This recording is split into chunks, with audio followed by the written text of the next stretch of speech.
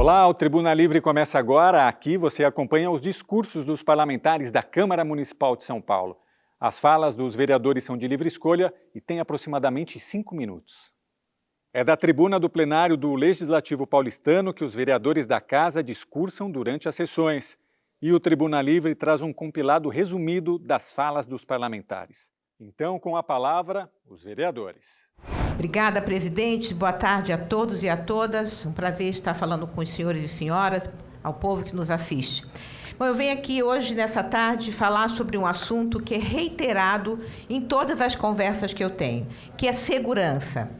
E a gente sabe que tem ações que são integradas entre a Prefeitura e o Estado, mas a situação parece que não tem fim, né? Cada dia você abre o jornal e tem alguma coisa, alguém que levou um tiro, não sei quantos celulares que forem subtraídos do cidadão. E a gente fica com a pergunta, com uma coisa que é na cabeça do mundo, que é a questão do tráfico de drogas, né? Quem é que financia os usuários? Essa pergunta eu escuto com todo mundo que fala comigo. No ano passado, eu estou lendo aqui, uma investigação do Ministério Público revelou uma dessas engrenagens, desse esquema. Gente, é a máfia dos ferros velhos. São dezenas de estabelecimentos irregulares instalados na região central da cidade. Muitos ligados ao crime organizado.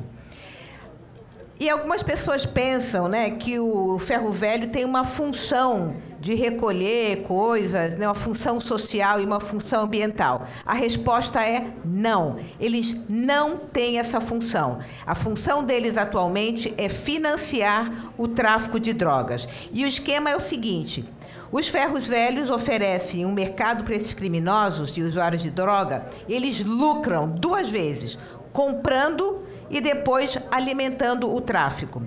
Teve uma investigação que constatou que grande parte do material recebido vem mesmo do crime. Fios, cabos de cobre, hidrantes, placas de trânsito, tampas de bueiro, material de construção, tudo vira mercadoria. Ou seja, os bueiros, você tem aqui inclusive um buraco, arrancam o hidrante, os fios de cobre dos postes, tudo isso é subtraído pelas pessoas, usuários, que vão vender para o ferro velho. Ou seja, é uma rua de dupla mão. Houve casos de ferros velhos, gente, que movimentaram mais de R$500 mil em 6 meses, com saques de 1 milhão. Como é que isso é possível? Um ferro velho com 500 mil, 1 milhão, que números são esses? Os estabelecimentos, eles incentivam os crimes e alimentam a Cracolândia. E usuários de drogas, como eu já falei.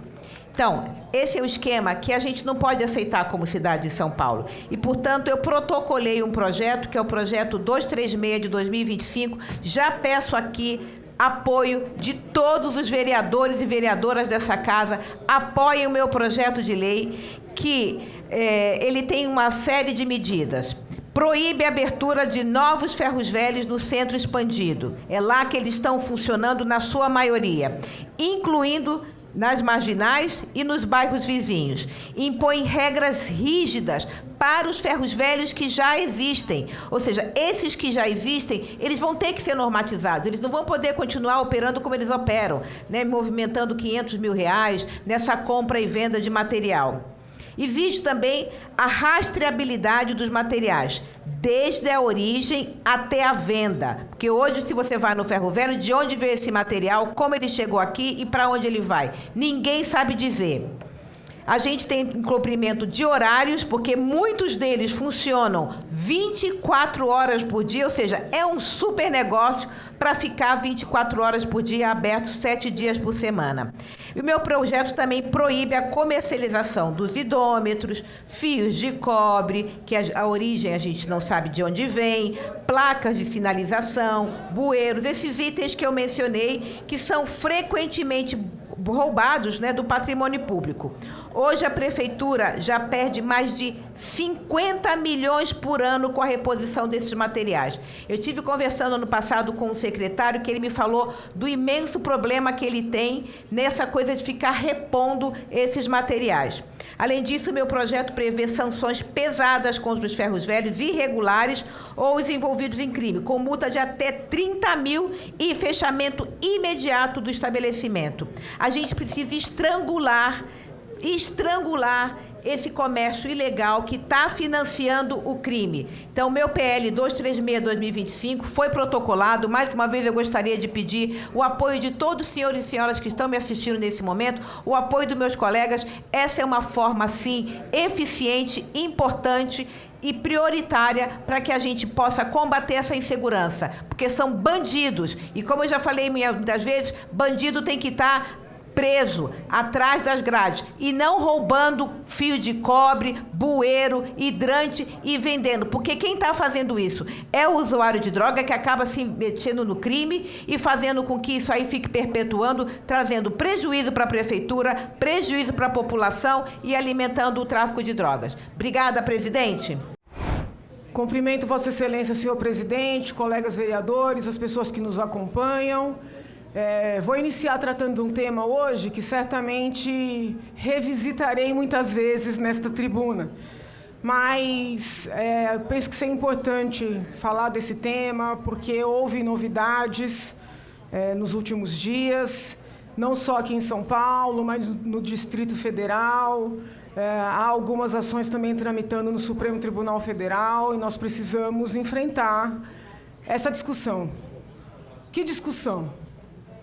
Um movimento que está atropelando o Brasil de universalizar, fortalecer, emplacar uma figura estranha que nós podemos chamar de aborto tardio. Sou professora de Direito Penal há muitos anos, advogada há muitos anos, e eu posso testemunhar que em nenhuma aula, em nenhuma ação, jamais se falou que nas situações em que o aborto é tolerado pela legislação penal, é permitido, ou seja, onde tem uma excludente para o aborto, jamais se falou que seria possível pensar em interromper uma gestação de uma grávida de 6, 7, 8, 9 meses de gravidez, haja vista a concepção numa situação de estupro ou de violência sexual. O legislador, ao prever a excludente, não tinha em mente a possibilidade de alguém querer defender a interrupção de uma gestação avançada. Quando eu comecei a advogar no túnel do tempo, ainda era necessário ter autorização judicial para fazer a interrupção da gravidez decorrente de estupro. Eu sou de uma época, em que nós víamos no corredor meninas de 12 anos, infelizmente com barrigas já de gravidez avançada, esperando o juiz autorizar, grávidas de pai, grávidas de tio. Para evitar esse tipo de situação, por construção jurisprudencial e doutrinária, ou seja, não por mudança legislativa, foi derrubada a exigência de autorização judicial. Então, por que se abandonou a necessidade de autorização judicial, presidente? Justamente para evitar que a gravidez se desenvolvesse e a vítima do estupro não pudesse fazer a interrupção. Porque qualquer um sabe, e qualquer médico confirma o que eu estou falando. Interromper uma gestação avançada não é ruim só para o feto, é péssimo para a saúde da mulher. Então foi derrubada a necessidade de autorização judicial. Mas, no princípio, a mulher ainda precisava fazer boletim de ocorrência. Eu estava numa delegacia, acompanhando uma ocorrência. Eu vejo a moça entrar com uma delegada, A moça chorando, a delegada abre a porta e falou: pessoal, vamos ficar quieto porque a menina acabou de ser estuprada. Tem muitos anos. Obviamente que aquela não era atuação devida. Então, para que a vítima não se expusesse, derrubamos também, e eu digo derrubamos porque eu participei desse movimento, presidente, a necessidade do BO. A palavra da vítima passou a ser suficiente para o procedimento. E eu já defendi isso, não por ser favorável à interrupção, mas porque é uma questão de sopesamento de valores. Por que se derrubou a necessidade de autorização judicial e o BO, presidente? Para viabilizar essa interrupção no início. Eis que agora surge um movimento que ninguém explica, que ninguém sabe de onde é que vem, para dizer que há um direito, que há quase um dever de fazer interrupção de gestações de 6, 7, 8, até 9 meses. Porque houve um estupro. Se houve um estupro, se o sistema de saúde faz o procedimento independentemente de qualquer tipo de medida judicial ou policial, por que esperar? E como obrigar um médico, uma médica, a matar um ser pronto para nascer, presidente? Não há fundamentação jurídica para isso. Ah, mas tem uma decisão do Supremo. O Supremo está errado. O Supremo está errado.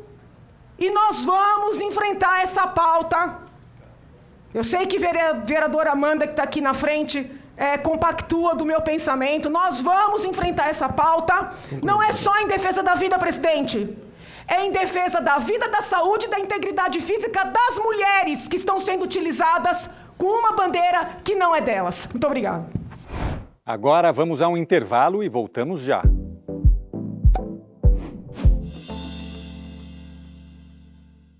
Continue de olho no trabalho dos vereadores, acesse a nossa playlist no YouTube por meio desse QR Code que aparece aí na sua tela e saiba tudo o que acontece na maior casa legislativa da América Latina.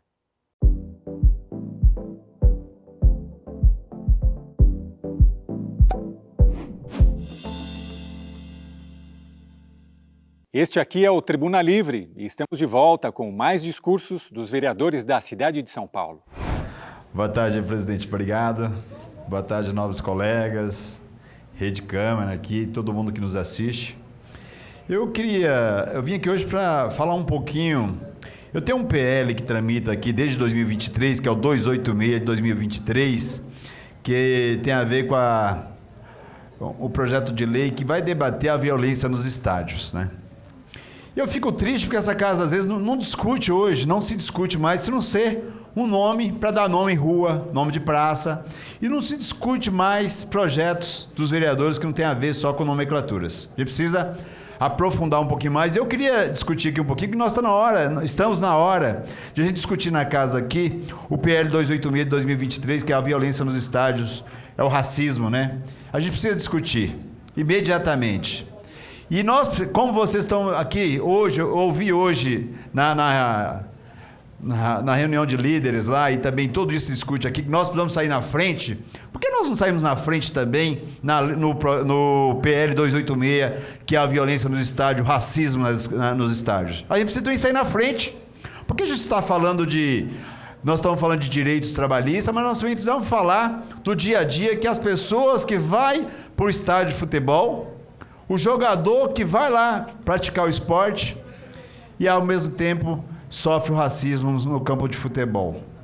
Veja o caso, estou aqui para falar um pouquinho sobre o Luigi, né? Do Palmeiras, que foi um caso, não um caso separadamente, assim, que aconteceu esporadicamente. Todo dia acontece. Ele acontece no Brasil, ele acontece no exterior, acontece no campo de várzea, acontece em outros lugares, mas a gente fica aqui e não se debate sobre isso. Eu queria chamar a atenção que a gente possa realmente discutir também, na cidade de São Paulo, a violência no estádio em relação ao racismo. Porque todos os dias a gente percebe as pessoas sendo agredidas pelo racismo, jogador sendo agredido, e muito. Porque traz um trauma gigantesco à pessoa que sofre esse racismo.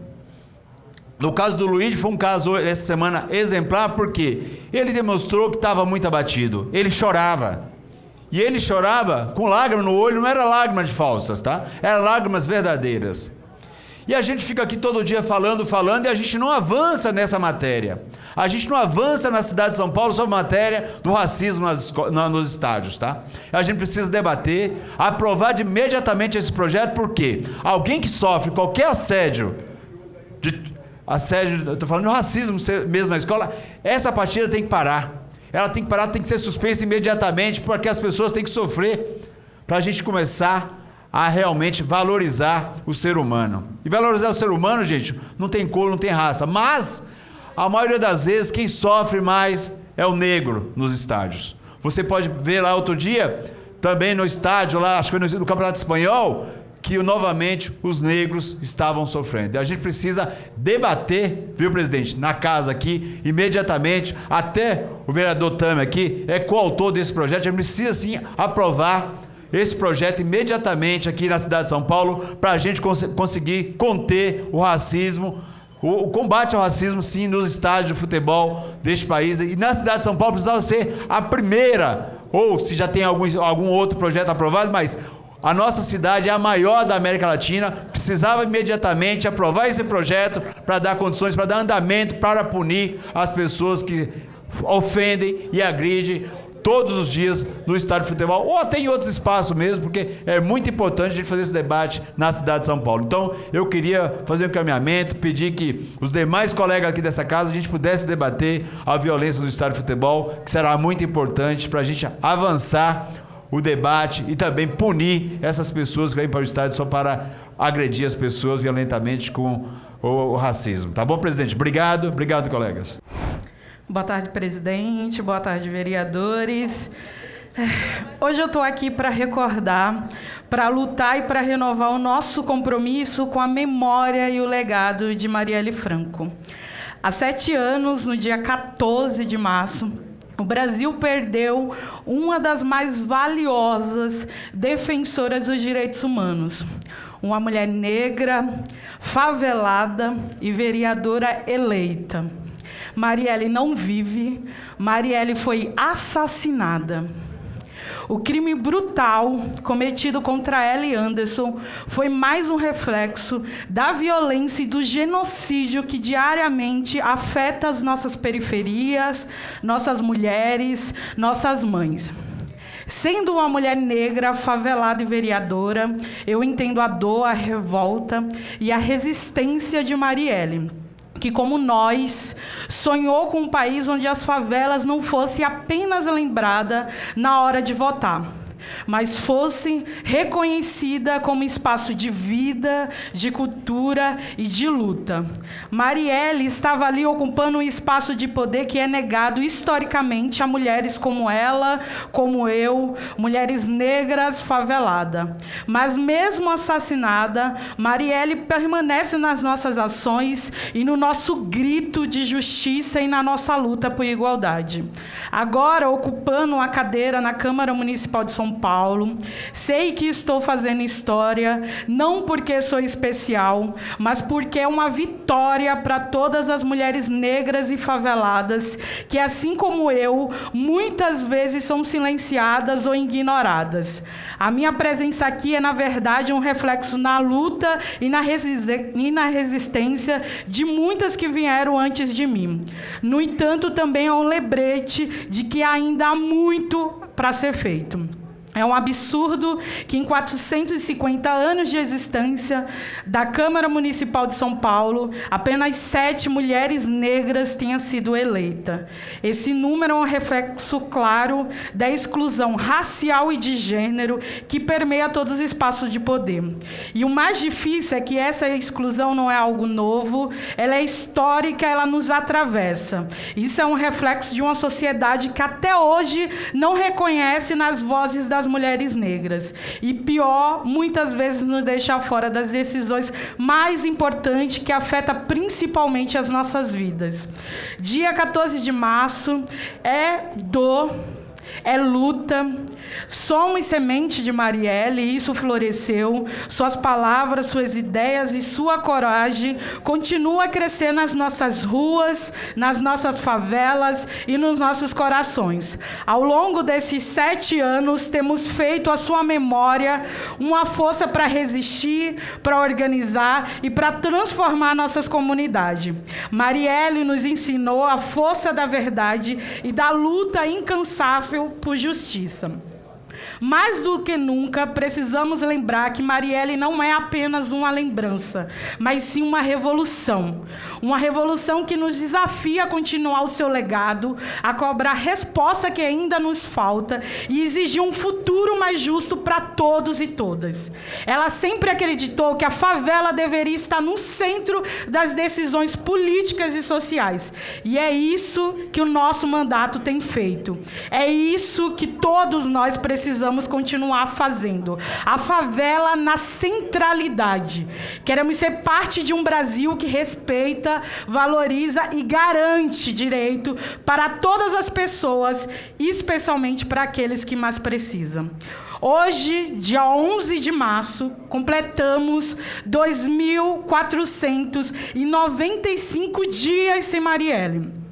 Mas seguimos firme na luta, sem descanso, até que Marielles, Kathleens, Maria Eduardas e Ágatas possa viver sem medo nesse país, livre de violência do Estado e das balas da polícia que sempre encontra o corpo preto e favelado. Nossos mortos têm voz, exigimos justiça, não pararemos enquanto a favela não tiver vez e poder. Não descansaremos até que ela esteja no orçamento da cidade mais rica do país. Seguiremos marchando com a força e a coragem de Marielle, porque sua luta ainda vive em mim, ainda vive em nós. Seu legado continuará. E que nesse dia, em todos os outros, renovemos nosso compromisso com a verdade, com a justiça e com a dignidade dos nossos povos. E viva a todas as mulheres negras. Obrigada, presidente. Boa tarde a todos e todas, boa tarde, presidente, boa tarde, nobres colegas, a quem está assistindo a gente pela TV Câmara. Vim aqui falar sobre um assunto muito importante que atinge os brasileiros e que o governo Lula tem se preocupado muito, que é a questão do preço dos alimentos. Todo mundo viu que na última semana o governo Lula tem feito um esforço muito grande para baixar o preço dos alimentos e por isso mesmo anunciou que zeraria a alíquota de importação de alimentos, como café, carne, açúcar, milho, óleo, azeite, entre outros.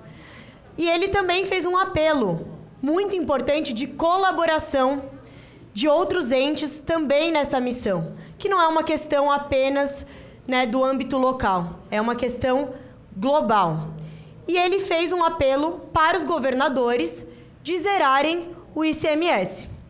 E aí, a gente está aqui em São Paulo e o governador Tarcísio resolveu dizer que, na verdade, ele já tinha zerado o ICMS de vários produtos. Ele disse que ele tinha já feito isso, que todos os produtos já tinham zerado o ICMS, mas ele esqueceu de contar uma coisa. Primeiramente, os produtos da cesta básica que já estão zerados o ICMS foram feitos em governos anteriores, não dele. Então, ele se utiliza, de outras ações para dizer que ele que fez e que São Paulo estaria fazendo a lição de casa. E o segundo ponto que ele não quis contar nos vídeos que ele gravou foi de que tem vários produtos que não têm zerado o ICMS. Você acredita, vereador?